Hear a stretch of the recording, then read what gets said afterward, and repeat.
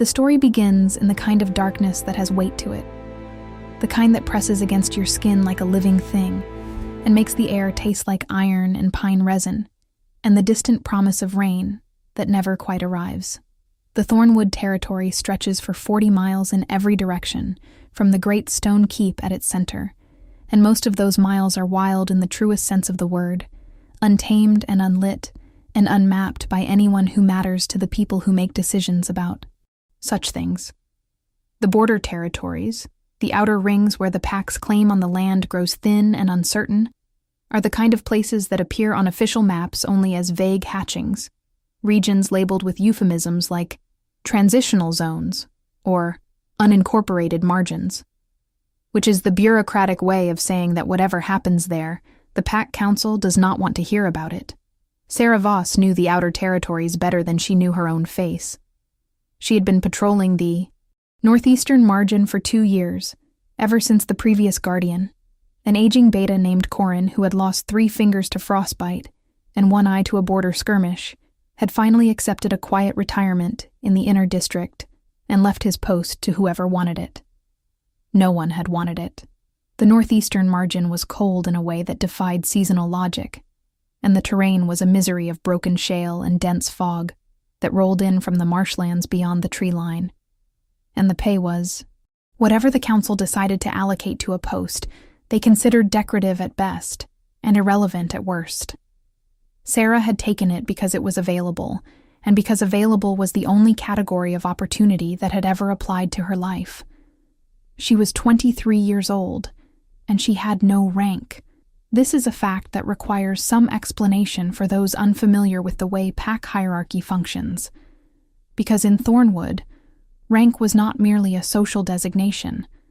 It was a biological reality, a classification assigned at the age of 12 when the secondary designation manifested and announced itself to the world through scent and physical markers that the pack's ranking officials documented with the same clinical detachment they applied to everything else.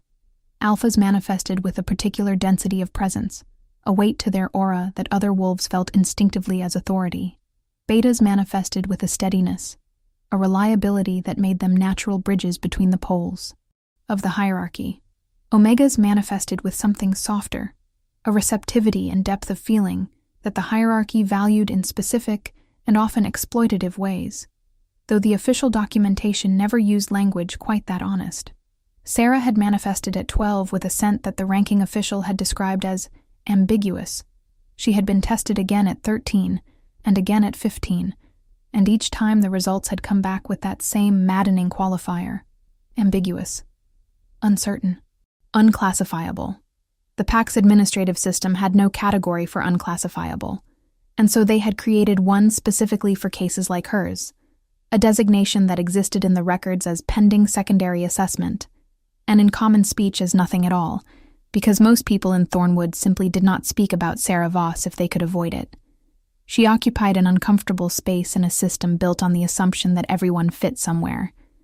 And the simplest response to that, discomfort, was to look slightly to the left of wherever she was standing. She had learned to find this useful.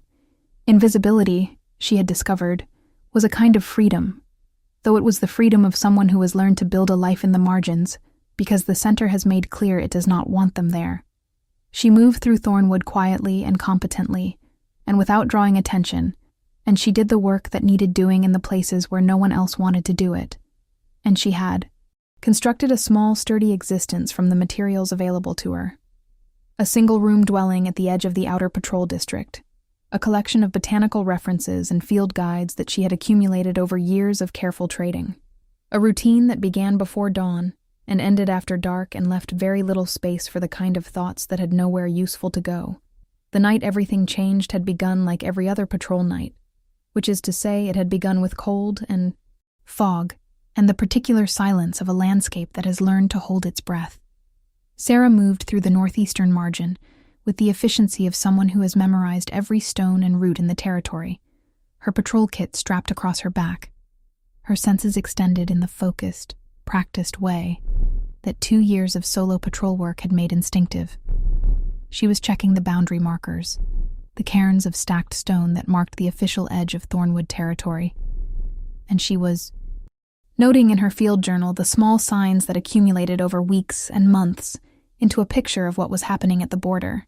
Tracks in the soft earth near the marsh crossing, a cairn that had been disturbed and imperfectly replaced, a smell on the wind that was not quite right. Not quite the ordinary mix of pine and cold water and native wildlife that the margin should have smelled like. The smell had been bothering her for 3 nights. It was faint enough that she might have dismissed it as a trick of wind direction, carrying something from beyond the border that had no significance. But Sarah's nose was the one aspect of her biology that had never been ambiguous, and her nose was telling her with quiet insistence that there were wolves in the marsh. Not thornwood wolves. Not wolves with the particular mineral and rain quality that she associated with her own pack's scent markers. These were something else, something with an edge to it, a sourness that she associated with stress and aggression, and the particular scent profile of wolves who had been living rough for a long time. She had reported it. She had written it up in her weekly patrol summary and submitted it to the district coordinator, a beta named Varys, who received her reports with the same expression he used for everything, the carefully maintained blankness of a man who had decided long ago that his job description did not include engaging meaningfully with the concerns of outer margin patrol workers. He had noted her report. He had filed it. He had not sent reinforcements, or elevated the concern to the council, or done any of the things that the protocol manual specified should happen when a patrol worker identified potential incursion activity. Sarah had not been surprised. She had written a follow-up report and continued her patrols and paid closer attention to the marsh crossing and told herself that whatever was in the marsh would either move on or reveal itself clearly enough that even Varys could not ignore it. It revealed itself clearly on the 4th night, and it did not give Varys an opportunity to ignore anything, because by the time the situation resolved itself, there was no one to report to, and no protocol that covered what had actually happened. There were 7 of them. She smelled them before she heard them, and heard them before she saw them, which was the right order of things, and gave her approximately 40 seconds of warning, which was not very much. Warning against 7 wolves, but was considerably better than nothing. She dropped her field journal into her pack and moved into the tree line, pressing herself against a broad-trunked pine and assessing with rapid, focused attention. 7 adult wolves, all male by scent, all carrying that sour-edged aggression that she had been tracking for days. They were moving with purpose, not scouting, not exploring, but moving toward something specific. And the specific thing they were moving toward was the narrow marsh crossing that was the only viable entry point into the northeastern margin of Thornwood territory. They were coming in. The calculus of the situation was not complicated. 7 experienced wolves against 1 unranked patrol worker with a field kit and no backup was not a fight. It was a conclusion. Sarah's job in this scenario, according to the protocol manual, was to fall back, signal for reinforcement, and maintain observation from a safe distance until pack security arrived. The protocol manual assumed that pack security would arrive within a reasonable time frame, which was an assumption that demonstrated a touching faith in the responsiveness of a council that had not once in 2 years responded to a request from the northeastern margin within the same calendar week. She signaled anyway. She triggered the emergency alert on the communication device that all outer patrol workers carried, and that connected, in theory, to the district security office. And she felt the small vibration that confirmed the signal had transmitted, and she did not wait to see if anyone responded, because waiting was not something the situation allowed. What the protocol manual did not cover, and what no amount of field training had prepared her for, was the moment when the math of 7 against 1 became irrelevant because something else entered the equation. She heard it before she understood what she was hearing, a sound from the tree line to the east, not the cautious movements of something trying to stay undetected, but the deliberate, unhurried movement of something that did not feel the need for caution. A very large something.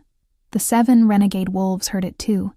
She could tell by the way they went still, the way the formation shifted almost imperceptibly as the ones at the back moved slightly closer to the ones at the front.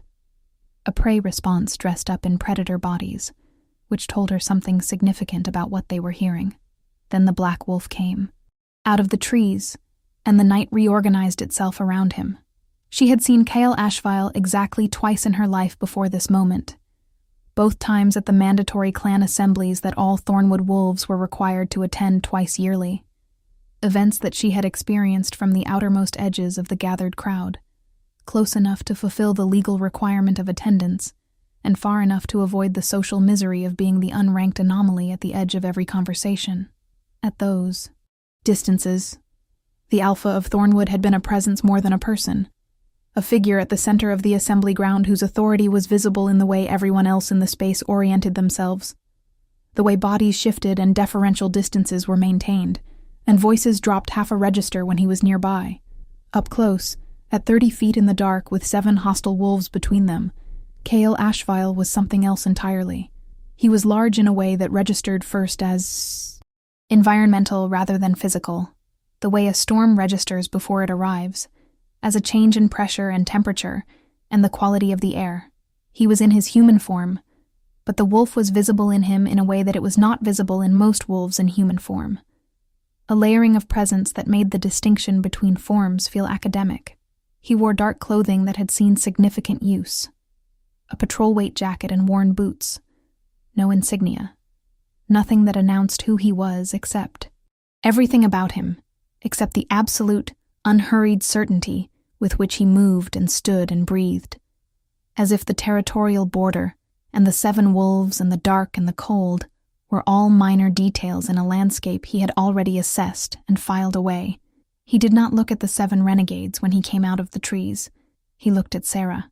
It was a brief look, a few seconds of direct, assessing attention that catalogued her position and her condition and her readiness with the efficiency of someone running a rapid threat assessment.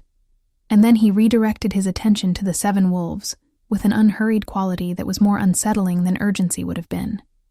Because urgency would have suggested that the situation was a problem requiring acceleration, and his lack of urgency suggested that the situation was already resolved, and he was simply allowing it time to catch up to that conclusion.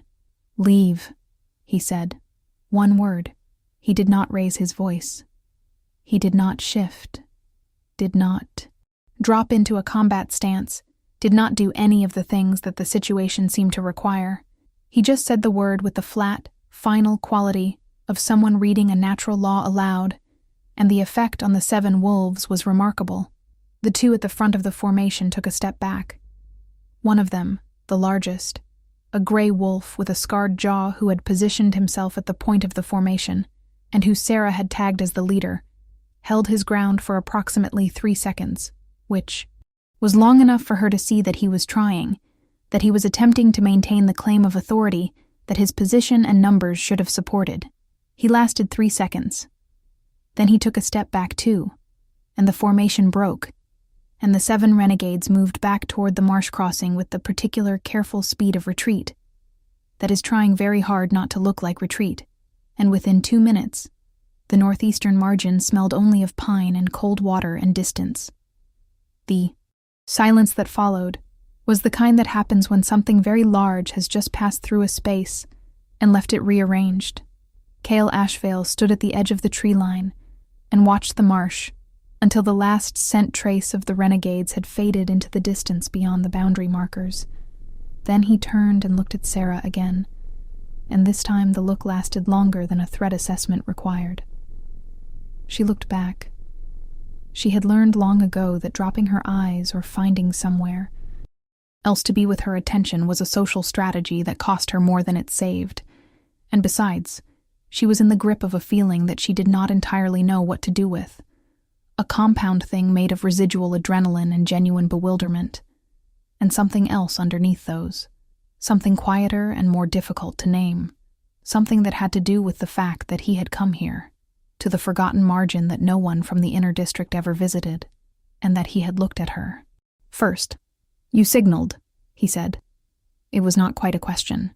"Protocol requires it," she said. Her voice was steady, which she was proud of. I didn't expect anyone to respond. Something moved in his expression. It was not much of a movement, the kind of microscopic shift in the muscles around the eyes that most people would have missed.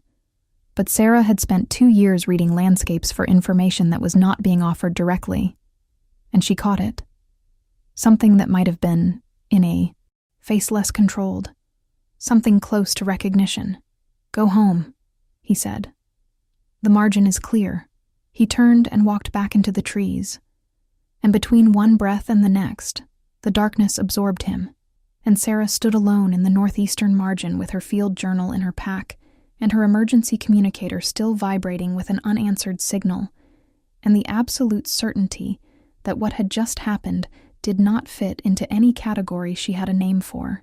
She wrote it up in her patrol report.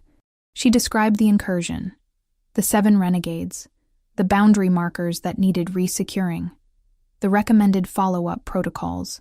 She did not mention Cale Ashvile. She was not sure why.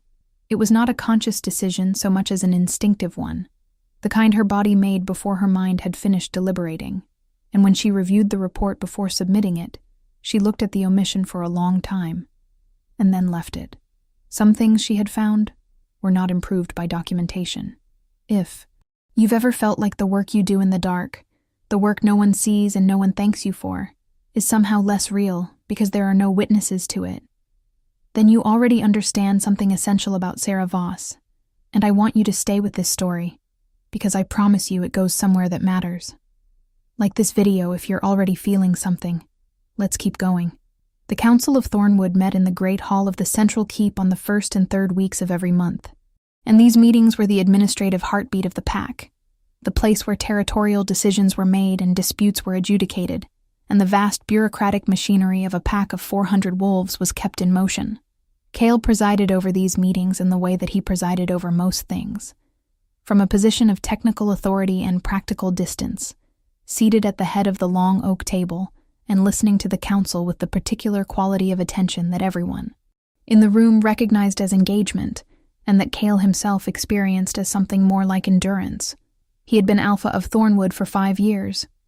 He had inherited the position at 26 from his father, who had held it for 20 years, and who had died not in battle or in any of the dramatic ways that pack histories preferred, but quietly, in his sleep, of a heart that had simply decided it was finished. The transition had been smooth in the formal sense.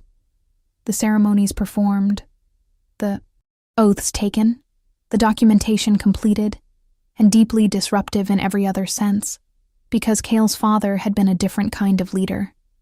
The kind who maintained authority through presence and accessibility and the visible expenditure of energy in his pack's service, and Cale was something else. He was effective. Everyone agreed on this. Thornwood under his leadership had expanded its territorial claims by 12%, resolved 3 inter-pack disputes without violence, rebuilt the eastern trade routes that had been deteriorating for a decade, and maintained a level of internal security that the neighboring packs watched with a mixture of envy and wariness. He was effective, and he was present at every meeting, and he responded to every formal petition, and he fulfilled every ceremonial obligation without exception or complaint. He was also alone in a way that had gradually stopped being unusual and started being architectural, a feature of the Thornwood landscape as established as the stone keep itself.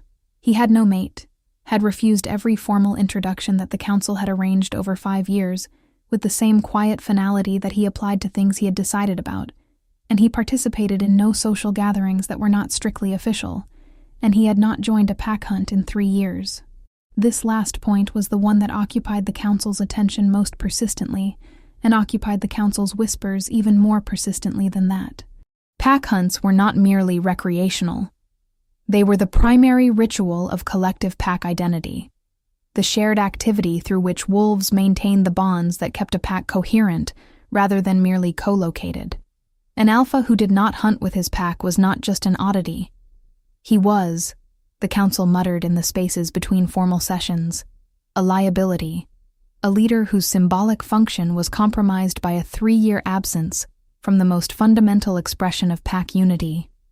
Counselor Davin was the most persistent voice on this subject, which was perhaps inevitable given that Davin was a wolf of 62 years and considerable political experience, and the particular kind of ambition that presents itself as concern for institutional health while pursuing outcomes that are not entirely distinguishable from the expansion of personal influence.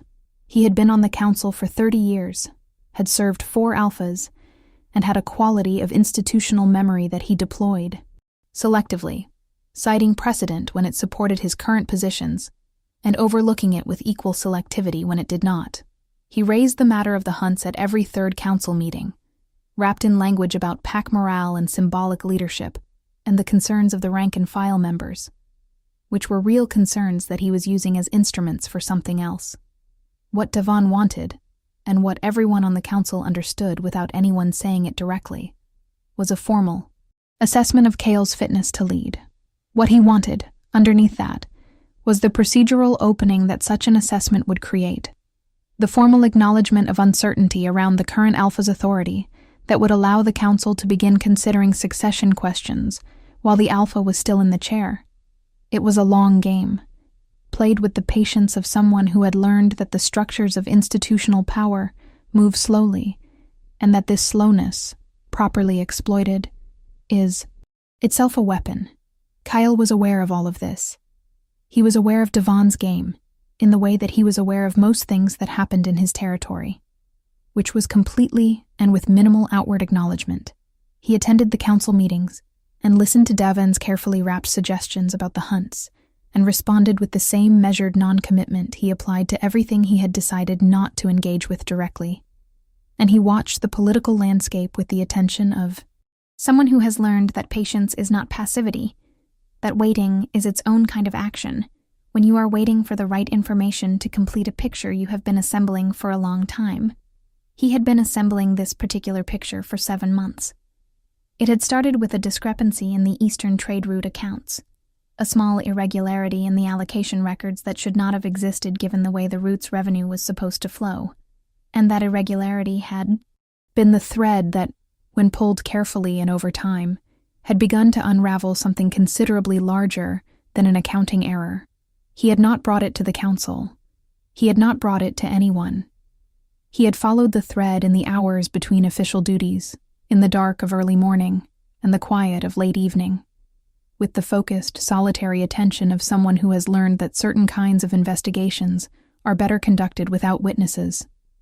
And 3 nights ago, following that thread to its current endpoint, had taken him to the northeastern margin of his territory, to a region he had not visited in over a year, to arrive at a stretch of border that his counsel had been telling him for months was adequately managed, and that his own investigation had revealed was operating on the labor of exactly one person, one unranked patrol worker who was covering territory that should have had a team of 4, who was submitting reports that were being quietly buried, by a district coordinator who was receiving supplementary payments from an account that traced back, through 2 intermediaries, to Councillor Devon's administrative budget.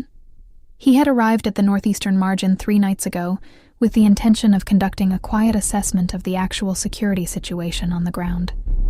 He had arrived to find 7 renegade wolves at the border, and 1 unranked patrol worker handling the situation with the competent, focused calm of someone who had simply never been given the option of handling things any other way. He had told himself that he intervened because the security situation required it. This was true as far as it went, which was not as far as he needed it to go by the time he was walking back through the trees, and the image of her face was accompanying him with a persistence that strategic self-honesty forced him to acknowledge was not purely professional. She had looked back at him. Most people did not look back at him. Most people found somewhere else to be with their eyes within the first few seconds of direct attention from the Thornwood Alpha. Not from fear exactly, or not from fear alone, but from the instinctive social calculus that told them that sustained eye contact with something of significant power was an action that required either challenge or claim, and neither of those was comfortable territory for most wolves. She had looked back with neither challenge nor claim, with something that was simply direct and clear and slightly bewildered, and underneath the bewilderment, something that he had recognized without being able to immediately name. Someone who was used to being in the dark. Someone who had been there long enough to stop being frightened of it and to start, instead, paying very close attention to everything it contained. He had told himself he would not go back.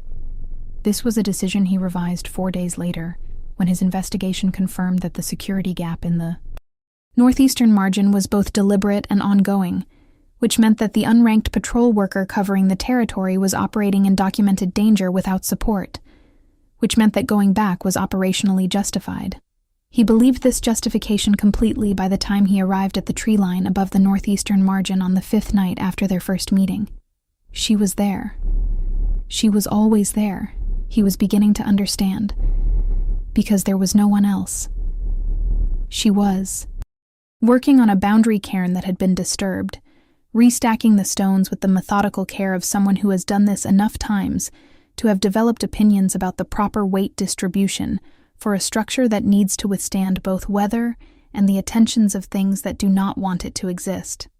She had not detected him yet, which was information about her focus and not about her senses, because her senses, he had confirmed in their first encounter, were unusually acute for an unranked wolf.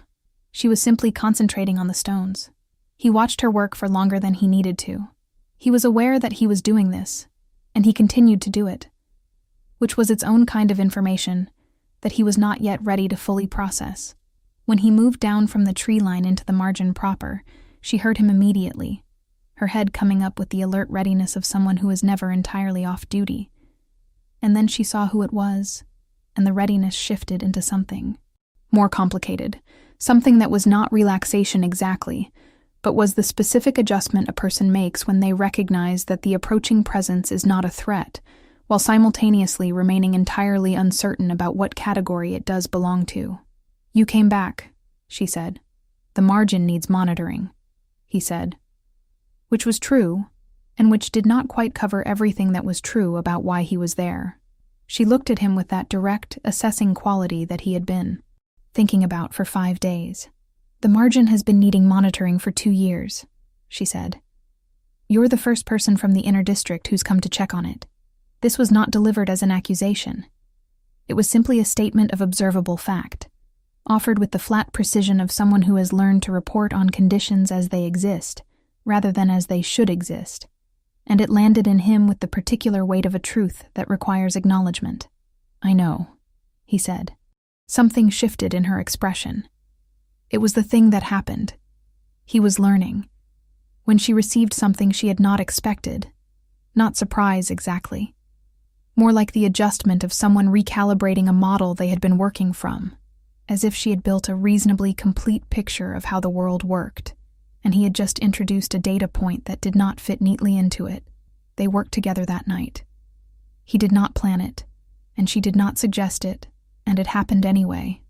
The way things happen when 2 people are in the same space with the same practical problem, and neither of them is inclined toward inefficiency. She was remarking the boundary line with fresh scent markers, a task that required coverage of approximately 2 miles of terrain, and that moved much faster with 2 people, and he fell in beside her with the wordless coordination of wolves who are accustomed to reading the land together, and for 2 hours they moved through the northeastern margin in a companionable silence that was qualitatively different from the silence he maintained with everyone else in his life, which was the silence of maintained distance, and which this was not. He left before dawn. He did not explain why. She did not ask. He came back the night after that, and the night after that, and gradually, over the course of 3 weeks, something accumulated between them that had no official name and no precedent in any protocol he had encountered. Built from the raw materials of shared patrol work and a gradually expanding vocabulary of the kind of conversation that happens naturally between 2 people who are both, it turns out, deeply interested in how things actually work, as opposed to how they are officially described as working. She knew the northeastern margin with an intimacy that was genuinely impressive, knew its terrain and its seasonal rhythms and its patterns of intrusion and the particular logic of its boundary challenges. And she had been building this knowledge entirely alone, in the dark, for 2 years, and talking to someone who actually wanted to hear it was something she experienced. He could see, with a mixture of relief and wariness, as if she was not entirely sure that the hearing was going to last. He understood this, in the way that he understood most things, completely, and without requiring it to be explained to him. He had been the alpha of Thornwood for 5 years, and he had been alone in the particular way that people are alone. When they are surrounded by others who want things from them rather than wanting to actually know them. And the northeastern margin at 3 a.m. with this unranked, unclassifiable patrol worker was the first place in 5 years where he was not the alpha first, and himself a distant second. He did not examine this too closely. He was, in general, not a person who benefited from examining his own motivations too closely, because what he found there tended to be both more complicated and more honest than was comfortable, and he had a territory to run, and a political crisis to resolve, and a counselor to dismantle, and he needed to be functional for all of those things. He told himself that the visits were operational. He told himself this every night on the way to the northeastern margin, and he believed it for approximately 30 seconds after arriving, which was how long it took before she said something that dismantled the professional distance he had been constructing on the walk over. Have you ever built a careful, sensible structure around something and watched it come apart not from dramatic force, but from the simple, quiet fact of someone being genuinely present? That's what I want you to notice happening here. Subscribe if you're following this, because we're just getting started. Keep going. The thing about Sarah's unclassifiable status was that it had never made sense to her in the way that she suspected it was supposed to make sense to someone who was missing something. The pack hierarchy's ranking system operated on the premise that the secondary designation was a natural expression of the wolf's fundamental nature, an emergence rather than an assignment, and that the emergence, when it happened, would feel like recognition, like the wolf coming into focus with itself. Sarah's failure to classify had never felt, to her, like the absence of something. It had felt more like the presence of something that the available categories were not large enough to contain. She had stopped expecting it to resolve itself. She had built her life around the margins of the system rather than within it, and she had found in those margins that there was a great deal of meaningful work to do, and that the absence of official designation affected her ability to do that work considerably less than the pack's administrative apparatus apparently believed it did. You did not need a rank to restack a cairn or track an intrusion pattern or know, with bone-deep certainty, that the marsh to the northeast was carrying a threat that was going to present itself eventually, regardless of whether or not the district coordinator filed the appropriate paperwork. What she had not anticipated was the possibility that her unclassifiable nature would become legible to someone else before it became legible to her. It happened on the 11th night of Cale's visits to the margin. They had been working the southwestern stretch of the boundary line, which was the most actively challenged section, and which required the most maintenance.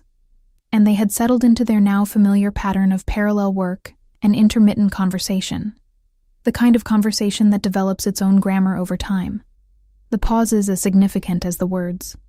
She was documenting a section of track evidence near the marsh crossing, and he was 3 meters away resetting a marker that had been knocked loose, and she was in the middle of a focused analytical sequence, her nose to the sole, soft earth reading the layered information that the tracks contained, and she was not paying attention to her own scent in the way that you do not pay attention to the sound of your own breathing, because it is always there and it is yours, and it is not something you need to monitor. He went very still. She noticed the stillness before she finished processing what had caused it, came up from her crouch with the field instinct that had kept her alive in the margin for 2 years, and found him, looking at her with an expression she had not seen on his face before, which was remarkable given how controlled his face generally was. It was not quite shock, and not quite recognition, and not quite something she had an existing name for. And it lasted for approximately 5 seconds before the control came back down over it like a door closing quietly. "What is it?" she asked. "Nothing," he said. And then, because he was apparently constitutionally incapable of leaving a factual misrepresentation standing even when it served him, "Your scent changed." She blinked. Changed how? He returned his attention to the marker he had been resetting, with the focused deliberateness of someone who is buying themselves time. "It does that sometimes," he said, which was the most non-answer she had heard from him, which was saying something, because he was generally a person who communicated in precise, minimal truths, and rarely offered anything that could be categorized as evasion. She filed it. She did not push. because her sense of when to push and when to wait was well developed, and this felt like a wait situation. But she carried it with her for the rest of the patrol, and into the walk home, and through the few hours of sleep that the pre-dawn schedule allowed, and she was still carrying it when she sat down with her morning tea, and the thought arrived, unprompted, and with the complete clarity of something that has been assembling itself in the background for weeks. Without permission, her scent had changed. She sat with this thought for a long time. She was aware of the theoretical possibility, had read about it in the biological classification literature she had accumulated over the years of trying to understand her own anomalous situation, had known in the abstract that the secondary designation sometimes emerged late, sometimes as late as the mid-20s, and that late emergence was associated in the literature with particular clarity of expression. When it finally arrived, as if the designation had been developing complexity in the time it was taking, she had stopped applying this possibility to herself some time ago, had stopped waiting for something she was not sure was coming. And so the thought arrived now, not as confirmation of a hope, but as a wholly unexpected reorientation. If her scent had changed, and if Cale Ashfield had noticed it, and had the reaction she was now, with the benefit of retrospect, reassigning to those 5 seconds of undisguised expression on his face, then the change was in a specific direction. And the direction, given everything she knew about the biological literature and everything she had been feeling in her own body for the past 11 nights, and the specific quality of the not quite named thing that had been accumulating between them in the dark of the northeastern margin, was one that the classification system had a word for, even if she had never expected to apply it to herself. She sat with this for a very long time. If you've ever had the experience of understanding something and being wholly unprepared for it at the same time, I think you know exactly what Sarah is feeling right now. Take a breath. So does she. Let's keep going. The thing Cale had not told her, the thing he had not told anyone in 3 years, was simpler in its essence and more complicated in its implications than the council's whispers suggested. He had not stopped hunting with the pack because he had become incapable of it. He had stopped hunting with the pack because the hunt had become, for him, a different thing than it was for everyone else, a different sensory experience, a different relationship with the land and the movement through it, and the participation in collective purpose. He had stopped because every time he was in the field with the pack, moving through the Thornwood territory in the coordinated way of wolves in collective pursuit, he experienced the absence of something that he could not name with perfect precision, but that he had become increasingly certain was the presence of someone specific, a presence that his wolf recognized as necessary, and that the field did not contain. This was not something that appeared in the council's assessment protocols. It was not something that could be addressed by a formal review of his leadership fitness. It was the oldest and most fundamental biological reality of the wolf species, and it was something that Cale had been carrying. Alone for 3 years with the particular self-sufficiency of a man who has learned that the things he carries alone tend to remain safer than the things he allows to be held by others, not because he is untrusting by nature, but because he has been the alpha for long enough to know that everything he experiences is potential political material for someone with the right leverage. He had recognized the pull before he had understood what it was pulling toward. He had felt it as an orientation, a directional sense that had no object, a compass that was registering something real without giving him coordinates. He had assumed for the first year that it was the grief of his father's death expressing itself in unusual ways. He had assumed in the second year that it was the strain of leadership taking a form that he had not anticipated. In the third year, he had simply stopped explaining it and begun paying attention to it instead. The compass had been pointing northeast for months. He had not acknowledged this to himself with complete honesty until he was standing in the northeastern margin with 7 renegade wolves between him and an unranked patrol worker who was holding her ground with a composure that his wolf recognized, before his rational mind had finished processing the scene. The scent, when it changed on the 11th night, was confirmation of something he had already known in the way that you know things you have not yet allowed yourself to know. It was the opening of a designation that had been held in potentiality, and the direction of that designation, and the way it interacted with his own presence, was information that his entire nervous system received at once, like a key turning in a lock that has been waiting for it. He had said, "Your scent changed," and then retreated from the conversation because the alternative was telling her something that would require her to make a decision he did not want to make for her. He was not willing to use what he knew to influence what she chose. He had watched, over the weeks of their margin work together, the careful, deliberate way she moved through a world that had consistently declined to support her. And he had understood that a woman who had built everything she had from the materials the margins offered was not someone who needed another person's certainty imposed over her own, regardless of how certain that other person was. So he said nothing, and he went back the next night, and the night after that, and he was aware that he was not behaving with the strategic self-discipline that the situation probably required. And he was aware that this awareness was not changing his behavior. And he was aware, with the particular clarity of someone who has run out of useful self-deception, that what was happening in the northeastern margin in the hours between midnight and dawn was the most real thing that had happened to him in 5 years of being the alpha of Thornwood. The council meeting that third week had a particular quality of tension that Cale recognized as a pressure system that had been building for some time and was approaching the moment of breaking weather.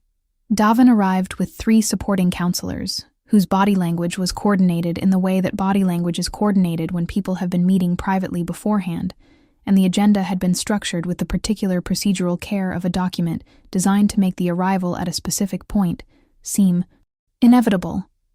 The specific point arrived 40 minutes into the session, wrapped in the language of institutional concern and pack well-being, as it always did.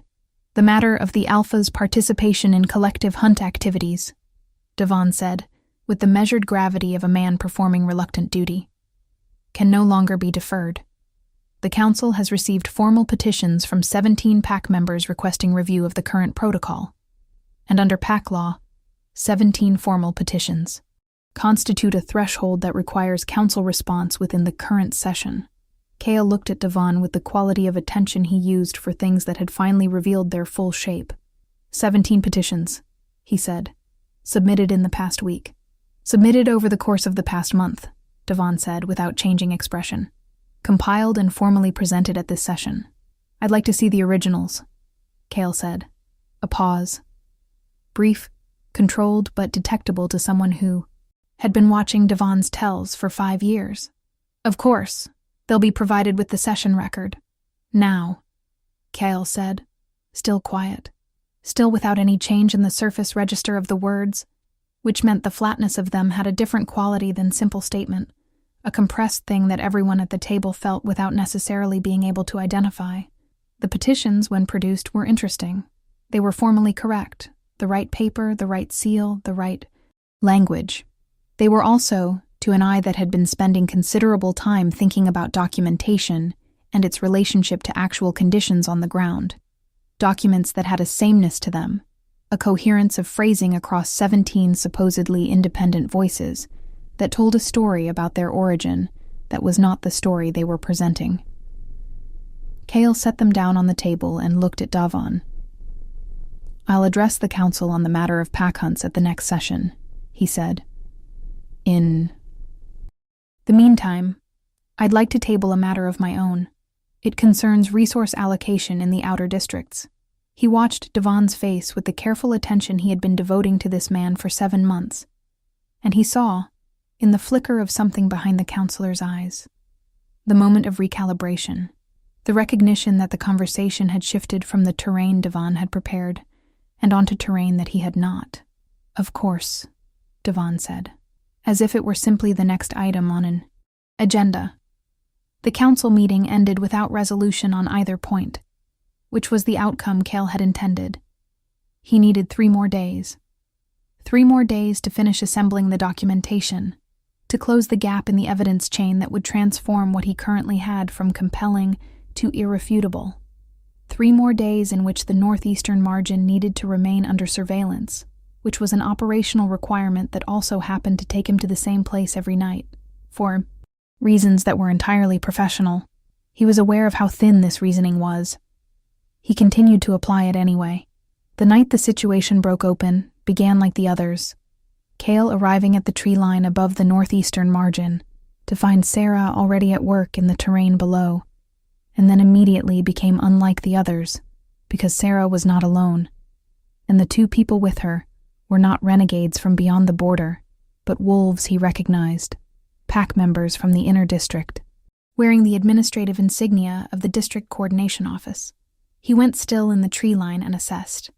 Varys, the district coordinator, was standing 6 feet from Sarah with the posture of a man exercising authority he is not entirely comfortable with, which meant authority he has been given rather than authority he has earned.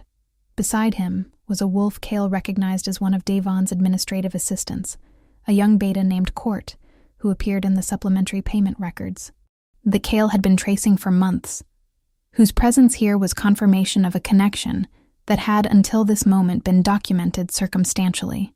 Sarah was standing very still. She had the quality of stillness she used when she was paying close attention to everything around her and not showing it, and she was holding her field journal in a way that suggested she was deciding something about it. The district coordinator's office is conducting a review of outer margin patrol records, Varys was saying, with the bureaucratic evenness of someone reading from a script. We'll need your documentation for the past 6 months. All of it. My documentation is submitted weekly to your office, Sarah said. Her voice was exactly as steady as it always was, which was remarkable given what Cale could read in her scent from the tree line, the controlled tension of someone who understands that the shape of a threat and the protocol for responding to it are not currently matching up. You should have the full record. We need the originals, Varys said, not the submitted copies. She understood what he was asking. Cale could see it in the precise stillness of her, in the way she held the field journal, in the small, focused decision she was making in real time. Her originals were different from her submitted copies in ways that mattered, because her originals contained the information she had documented and not submitted, the observations she had noted and then assessed as two, significant to trust to a district coordination office that had been consistently non-responsive and had kept separate. Building a record of conditions and incidents that she had begun to understand, in the weeks since Cale had started appearing in the margin, was not the record of a well-managed territory, but the record of a deliberately neglected one. I'd like to understand the legal basis for this request, Sarah said. Varys blinked. He had not, evidently, prepared for this response. Administrative Review Authority under Section 14 of the Outer District Protocols, he said, after a pause that was a beat too long. Section 14 covers routine record review, which requires 7 days' notice and a written request through the formal petition process, Sarah said, with the flat precision of someone who has read every protocol document available to them and committed the relevant sections to memory. If this is an emergency review, that requires council authorization and a formal incident declaration. Do you have either of those? Another pause. Court, beside Varys, shifted his weight in a way that was not quite imperceptible. This was the moment Cale came down from the tree line. He did not hurry. He moved at the unhurried pace he used for things that were already determined, and he watched Varys see him from 20 meters and experienced the reorganization that people tended to experience when they found the Alpha of Thornwood in a place they had not expected him to be. And he watched Court experience it even more acutely, because Court had considerably more reason to find this particular configuration alarming. Coordinator Varys, Cale said, arriving at the group with the calm of a landscape that has decided it does not need weather to make its point. Court. He looked at them both with the quality of attention that contained, without displaying, everything he knew. What brings the district coordination office to the northeastern margin at this hour? The silence that followed had texture. Varys gathered himself with the resilience of a bureaucrat who has survived long enough to have encountered unexpected authority before. Alpha. We're conducting a routine administrative review of outer district records. At 2 a.m, Kyle said, without prior notice, without the written request that Section 14 requires. He looked at Sarah. You requested documentation of the legal basis?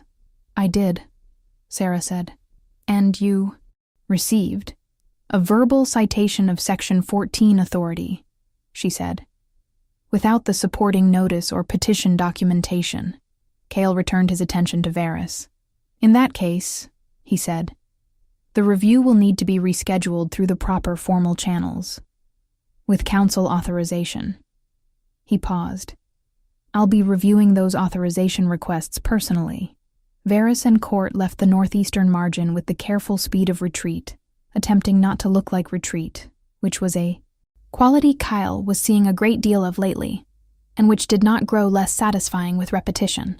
In the silence that followed, Sarah stood with her field journal against her chest and looked at him with an expression that was doing several things at once. There was relief in it, the careful, controlled relief of someone who does not permit themselves much of it, because the world has not generally been structured to support it. There was the assessment that was always present in her gaze, the reading of available information for pattern and implication. And there was something else, something that had been building for weeks in the margin, that the failed documentation attempt and his arrival had apparently brought to a surface where it was no longer entirely containable. You've been investigating something, she said. Something that connects to what just happened. It was not phrased as a question. Yes, he said. For how long? 7 months. She absorbed this.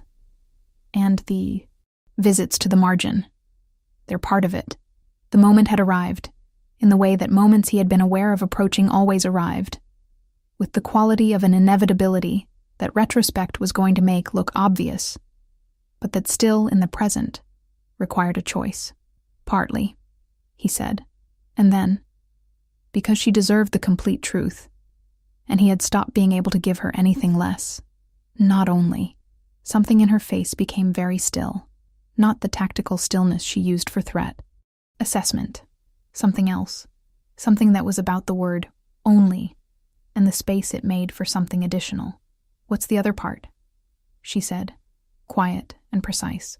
He looked at her in the dark of the northeastern margin, in the place she had been working alone for 2 years, in the territory she knew better than anyone, and that had been deliberately left to her, and to the dark, because someone in the council had decided her presence here was useful, for reasons that had nothing to do with her well-being, and he said, You know what the other part is.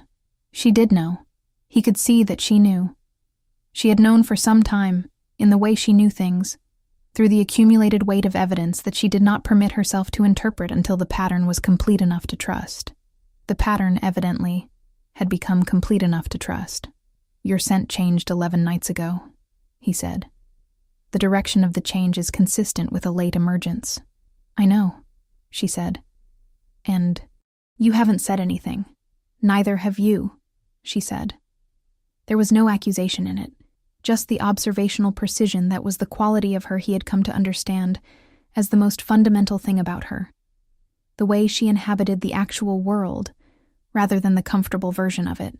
I didn't want to make your choice for you, he said. She looked at him for a long time. He did not look away, and she did not look away, and the margin held its winter breath around them. That's, she said, and stopped. Tried again. That's not a thing most people think about. The steadiness in her voice had a different quality now. Less the steadiness of control, and more the steadiness of something that has been braced for a long time, and is tentatively, carefully, beginning to consider the possibility of not being braced. I'm aware, he said. Most people don't apply to the present situation. If you're feeling the weight of that sentence right now, I need you to know you're exactly where. This story wanted you. Leave a comment. Tell me if you've ever had someone see the distinction between your choice and their certainty. We're getting very close to something. Stay with me. The council session 4 days later was the session that ended Devon's political career and 3 others with it, and it was conducted with the precise, documented thoroughness that tends to characterize proceedings where the evidence has been assembled by someone who has had 7 months and considerable motivation to make sure nothing is missing. Cale presented the documentation in the formal session record, beginning with the eastern trade route discrepancy that had started the investigation and ending with the northeastern margin, with the deliberate neglect of the outer district's security infrastructure, and the supplementary payments and the documentation of how the district coordination office had been weaponized to suppress the patrol records of a worker whose observations threatened the financial arrangement that had been running quietly in the background of Thornwood's administrative structure for 5 years. He presented the evidence of Sarah's patrol reports, the originals and the submitted copies, and the systematic discrepancy between them. The way her observations about border incursions and security gaps had been noted in the district office and not elevated, and the financial records that explained why. He presented them with the particular completeness of someone who has waited until the picture is irrefutable and does not need to argue it, only display it. Devon's response had the shape of a man reaching for levers that he discovers, one by one, are no longer connected to anything. The appeals to procedural authority, the suggestions of misinterpretation, the invocation of his 30-year service record. Each lever pulled against a fulcrum that the documentation had already removed, and each lever's failure visible on his face as a small, controlled collapse. The kind that happens when a person of genuine political ability encounters the simple, exhausting weight of complete evidence. He was removed from the council that session, along with Coordinator Varys and 2 other members whose involvement the records supported. The formal inquiry that followed would take 3 months and would result in the restructuring of the Outer District Administration that the Northeastern Margin and 11 other similarly neglected territories had needed for years. This restructuring would eventually include the creation of a new position in the Outer District Administration, a formally designated role for what had been happening in the margin for 2 years without formal title or institutional support, a position that would be defined by the specific combination of skills it required, the knowledge of boundary ecology and threat assessment and documentation, and the particular quality of attention that the margins of things needed from someone who understood them from the inside. The position would be offered to Sarah Voss. She would accept it. She would also, because she was constitutionally incapable of accepting an incomplete accounting, request that the compensation structure for all Outer District patrol workers be reviewed and corrected for the period of administrative negligence, which was a request that the council, in the political climate following the Devon proceedings, was in no position to decline. But all of this was 3 months away. On the night of the council session, in the hours after the formal proceedings ended and the administrative machinery that follows such events had begun its slow, thorough turning, Cale walked to the Northeastern Margin, because it was a thing he did now, because it was a habit built from a thing that had always been more than habit. She was there. She was always there. She was sitting on the flat-topped boulder near the marsh crossing, the one she used as a field desk when the paperwork accumulated to the point where it needed to be addressed before she could continue the physical work of the patrol. Except that tonight she was not working. She was simply sitting in the cold and the dark, with her face turned toward the marsh, and her field journal closed beside her, which was something he had never seen her do. The uncollapsed stillness of someone who has briefly, tentatively, set down the weight they carry. He sat beside her, not at the professional distance of their early encounters, but at the distance of what they had become in the space between those encounters and now, which was close enough that the cold of the margin was interrupted by shared warmth, and their scents were fully intermingled in the way of wolves who have been in the same territory long enough that the territorial markers stop distinguishing. "It'll be different now," she said. Not sad, not resigned. Observational. "Yes," he said. "The margin will get more attention, more resources. It should have had them years ago," he said. She was quiet for a moment. Then, "I know what you found when you pulled the thread on Devon. I know the neglect was deliberate. I know that whoever was being paid to redirect attention away from the Northeastern Margin was doing it because keeping the border thin was useful for whoever was moving things through it." She paused. "I want to be useful for a reason I can see clearly." He turned to look at her. She was still watching the marsh, and her profile in the winter dark was the most honest thing he had seen in years, the face of a person who does not spend energy on presenting themselves as other than they are, who has no margin for that particular expenditure. "You have been," he said. "You've been useful in ways that served nothing but the actual work, for 2 years, without anyone knowing or acknowledging it." "You knew," she said. Eventually, he agreed. She turned then and looked at him. and the thing that happened. In the space of that look was the thing that had been happening in increments for weeks. Made whole. It was not dramatic. It was simply complete. The way things are complete when they have been built carefully, and in the right order, and without rushing the foundation. "I've been thinking about what you said," she said, "about not wanting to make my choice for me. And I want you to understand that I'm not choosing because of what my scent is doing," she said, with the precise, deliberate quality of someone making sure the record is accurate.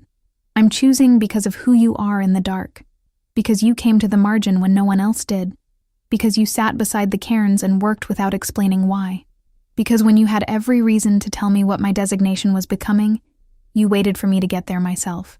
She paused. "Those are the reasons. The biology is real, but it's not the reason." He was quiet for a moment. "Then, I came to the margin because I was investigating Devon." "I know," she said. "And then I came back because I couldn't stop." "I know that too," she said.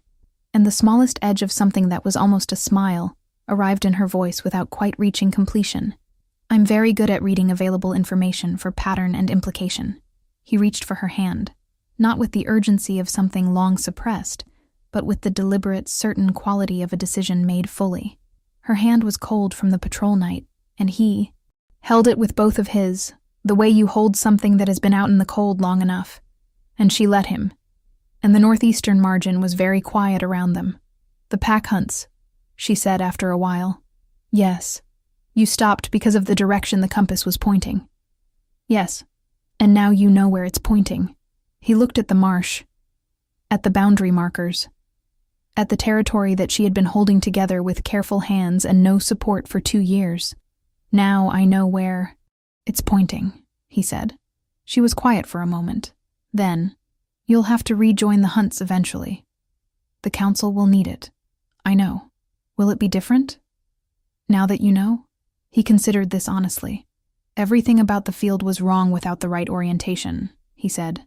"With it, I expect it will be what it's supposed to be." She absorbed this with the quality of attention she gave to information that was going to need to be integrated slowly. Then she leaned with the deliberate, careful quality of someone making a choice at full awareness, against his shoulder. And he did not move away, and the cold of the margin continued to be interrupted by shared warmth, and the boundary markers stood in the dark at the edges of the territory that they had. Without planning it, both spent considerable energy protecting. "Are you still here? Because this is the moment I want you to pay attention to. Not the revelation, not the confrontation, not the dismantling of the corrupt council. This moment. 2 people who have been in the dark for a long time, sitting together, with the territory all around them. Subscribe so you don't miss what comes next. Leave a comment telling me what part of this story found you. I read all of them. The first hunt happened 6 weeks later. It was not announced in advance. Kyle simply appeared at the assembly point on the morning of the new moon, which was the traditional hunt morning, and the pack gathered around him with the particular quality of surprise that is too significant for normal expression, and that settled, gradually, into something else, into the specific quality of collective presence that a pack has when its pieces are in their right configuration. Sarah was there. She had been formally installed in the new outer district position 2 weeks prior, which meant she was now a full pack member with registered district standing and the right to participate in collective activities, including hunts, which she had never participated in before, because the operational demands of the northeastern margin had not allowed it, and because, before the past few months, the idea of asking for the margin coverage that would allow her to attend had not been an option she had believed was available to her. She had asked Kyle. He had arranged it. He had arranged it without making it feel like a favor, had arranged it in the way that he arranged things that were simply the correct allocation of resources to the actual conditions on the ground, and she had recognized this quality of the arrangement and felt, in the recognition of it, the specific warmth of being known by someone who has taken the time to understand what knowing requires. She was not at the front of the pack. She was not at the center. She was at the edge, which was where she was comfortable, and Cale had positioned himself at the head of the formation with his attention on the territory ahead, and the pack moved out of the assembly point and into the thornwood forest with the collective coordination of wolves who have done this together before and know the grammar of each other's movement. Halfway through the first leg of the hunt, she became aware that the alpha of Thornwood was paying attention to the eastern edge of the formation, specifically to the space where the tree line opened onto the rocky ground that she knew, from 2 years of patrol work, was the best route to take when the terrain ahead was tracking north. She adjusted her course before he signaled it. He did not look at her when she did this, but the quality of his attention shifted in a way she had learned to read, and the adjustment was incorporated into the formation's movement with the smooth efficiency of something that has been practiced, though they had not practiced it. The hunt lasted 3 hours. It ended well, as hunts do when they are led by someone who knows the territory and the people within it, and has given both his genuine attention. The pack returned to the assembly point, with the particular quality of completion that is not exhaustion, but its more generous cousin, and the collective voice that rose in the aftermath was the sound of a pack that had had something restored to it, something that it had been missing without necessarily having the language to name the missing thing. Kyle stood at the assembly point as the pack settled around him, and he looked across the clearing to where Sarah was standing at its edge, and the look that passed between them contained the specific, entire knowledge of where they had been and what they had built and what was now in place, without requiring any of this to be put into words, which neither of them had ever been particularly inclined toward when other forms of communication were available. She nodded once. He returned it. The northeastern margin that evening had 4 patrol workers for the first time in 2 years.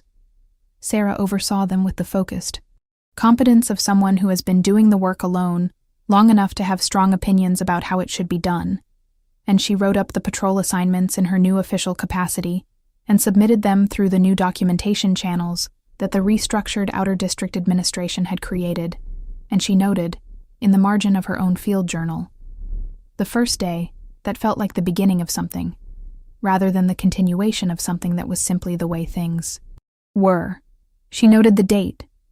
She underlined it once. She was not a person given to excessive ceremony, but some things deserved the weight of a mark, and in the keep at the center of Thornwood, in the hours after the first hunt and before the next morning's council session, Cale sat with the territory maps that covered the long table in his study, and he traced the northeastern margin with one finger, the boundary he knew now with the intimacy of having walked it in the dark, in the cold, beside someone who had known it longer and better and with more care than anyone had thought to give it. He was thinking about the next council session and the restructuring recommendations still in progress and the 3 interpack matters that required attention in the coming weeks. He was also thinking about the look across the clearing, about the nod, about the specific quality of knowing that had been in it, the complete, unperformed, entirely real recognition of one person by another, which is rarer than most of the things that appear in pack histories, but matters more than nearly all of them. He had been the alpha of Thornwood for 5 years. He had been, for the first time since before those 5 years began, simply himself for the past 6 weeks. The compass was no longer pointing into the dark without coordinates. It was pointing to the northeastern margin, and to the flat-topped boulder near the marsh crossing, and to the woman who had been holding the edge of the territory, together with careful hands and unflinching attention, and who had chosen, with full awareness of every other option, to let him sit beside her in the cold. He would hunt with his pack. He would govern his territory. He would dismantle what was broken and rebuild what the dismantling exposed. He would do all of this as he had always done it, with the same competence and the same commitment, but not with the same aloneness. And the difference between those 2 versions of the work was the difference between a compass with no coordinates and a compass that knows exactly where it is pointing, which is not a small difference, which is, in fact, everything. If you've stayed all the way to the end of this story, I want you to know something. The northeastern margin exists in every life, the territory at the edge that no one wants to monitor, the post that requires patience and attention, and the willingness to be in the dark without requiring it to resolve quickly. And the people who tend those margins without recognition are doing some of the most essential work there is. This story was for them. Like this video if you found something in it. Subscribe so you don't miss the next one. And leave me a comment telling me what part of this found you, because I genuinely want to know. And I read every single one. I'll see you in the next story. Take care of the margins that matter to you. The epilogue of Thornwood's records would note, years later, that the northeastern margin had become, under the administration that followed the Devon proceedings, one of the most thoroughly documented and effectively managed territories in the PAC's history. The boundary integrity data was cited in 3 inter-PAC agreements as a model for outer district management. The patrol documentation system that Sarah had developed in 2 years of solo work, formalized and distributed across all outer districts, became standard practice. The records would also note, with the particular brevity, that formal records give to things that require no elaboration, that the Alpha of Thornwood had attended every pack hunt for the 30 years following the restructuring, without exception, and that his mate had attended most of them, and that the northeastern margin had never again been left to a single patrol worker in the dark, and that this had been, in the assessment of those who kept the histories, the most consequential outcome of the entire period, not the political dismantling of the corrupt council, which was significant, but the simple, structural change of a territory being given the resources it actually needed by people who understood, from the inside, what those resources were for. Some things, the histories noted, could only be seen clearly from the margins. Some things could only be built in the dark. And some things, once they were built in the dark, were strong enough to hold up everything else, which was perhaps the oldest truth about foundations, and which the northeastern margin had been demonstrating, in its cold and its fog and its careful boundary cairns, all along.